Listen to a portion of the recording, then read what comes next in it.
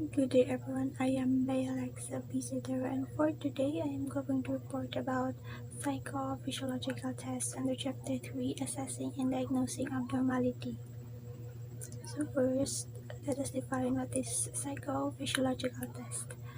Psychophysiological tests are alternative methods to CT, SPECT, and MRI to detect changes in the brain and nervous system that reflect emotional and psychological changes. It involves recording and quantifying various physiological responses in controlled conditions using electromechanical equipment. It also aimed at understanding the interactions of the physiological and psychological processes. So, in simple words, psychophysiological test is an evaluation of the interrelationship between the nervous system and other bodily organs and the behavior. Next is the electrodermal response, or formerly called the galvanic skin response. It is a sweat gland activity which can be assessed with a device that detects electrical conductivity between 2 points on the skin and which can also affect emotional arousal. It is also the phenomenon that the skin momentarily becomes a better conductor of electricity when either external or internal stimuli occur that are physiologically arousing. The regions of electrodermal response are easily traced to the notable psychiatrist Carl Jung and others before him, who used a galvanometer in 1997 to study unconscious emotions in word association experiments and began to document patients' reaction, which brought to light deeply buried and conscious and subconscious emotionality. So Carl Jung was the one of the original founders of this approach, which today was evolved with technology. He described his initial investigations now as a psychophysical galvanic reflex. However, the galvanic skin response, or EDR, is used today toward the same end and has evolved to become a discrete, medical, scientific, and highly useful psychological application that can detect subtle changes and measure emotional responsivity and reactivity in an individual to internal and external stimuli. This modality uses electrodermograph, or EDG, that measures skin conductance, resistance, or potential by use of sensors placed on the finger on one hand.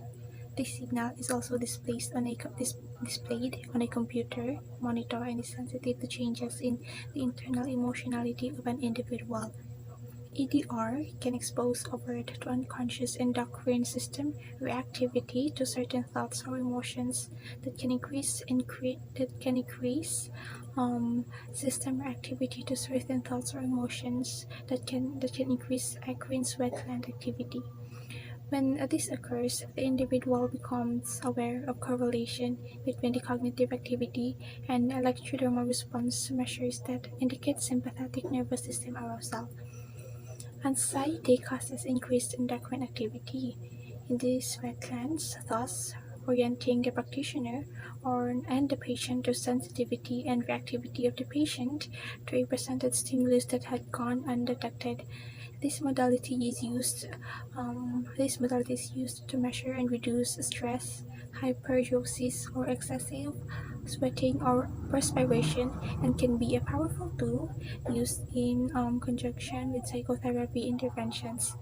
Electrodermal response also is very useful in addressing subconscious emotional activity and in helping the individual to modify this psychological dysfunction parameter and attain more normal levels of functional emotionality and reduction of the associated stress. So this approach is now commonly used in clinical situations, supported by the professional psychological and psychophysiological community. So ginagamit pa rin tong EDR nowadays. EDR is very useful in addressing subconscious emotional reactivity and in helping the individual to modify the physiological dysfunction parameter and attain more normal levels of functional emotionality and reduction of the associated stress. Measuring electrodermal activity is considered the most sensitive and reliable test. Why?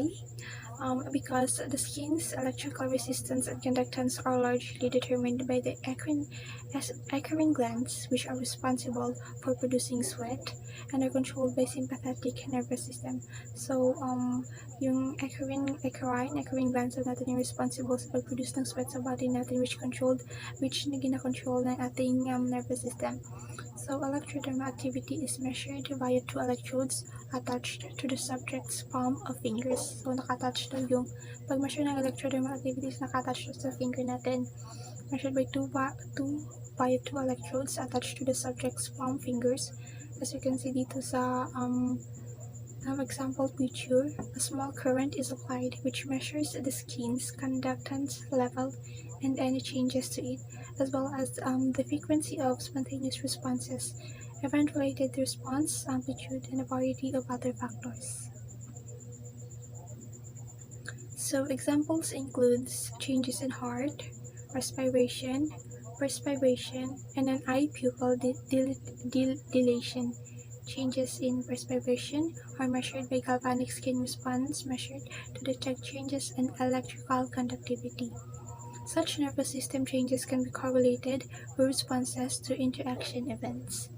So, in summary, yung electrodermal response, or galvanic skin response is sweat gland activity. Sweat gland activity na gina-produce ng body natin.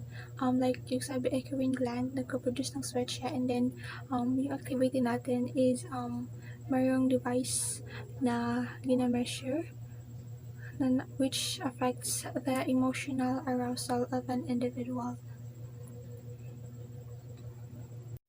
So the electrodermal response is very crucial for the attitude of the electrodermal response was significantly correlated with subjective stress experiences.